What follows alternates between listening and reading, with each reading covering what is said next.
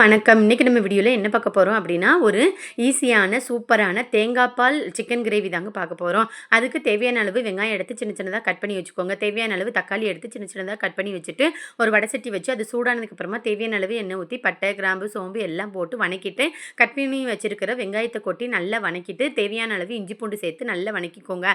வணக்கிட்டு தக்காளியும் கொட்டி வணக்கிருங்க. நல்லா வணக்கிட்டு, இதோட வரமிளகாய் இல்லைன்னா பச்சை மிளகாய் சேர்த்து நல்லா வணக்கிருங்கங்க. காரத்துக்கு ஏற்ப போட்டுக்கோங்கங்க. அப்புறமா வாஷ் பண்ணி வச்சிருக்கிற சிக்கனையும் கொட்டி நல்லா கிளறி சிம்மில் வச்சு மூடி போட்டுட்டிங்கன்னா அதுலேருந்து தண்ணி நிறைய வருங்க. அந்த தண்ணியிலே ஓரளவுக்கு சிக்கன் வெந்துருங்க.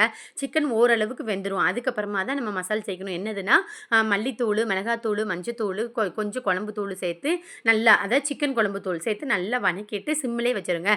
சிம்மில் வச்சிங்கன்னா நல்லா தண்ணி வந்து நல்லா கொஞ்சம் பாதி இது வெந்துடும் சிக்கனு. அதுக்கப்புறமா உங்களுக்கு எந்த அளவுக்கு சிக்கன் கிரேவி நல்ல கிரேவியாக க்ரீமியாக தேவையோ அந்த அளவுக்கு நீங்கள் தேங்காய் துருவி அதை மிக்சியில் போட்டு அரைச்சி தேங்காய் பால் எடுத்துருங்க.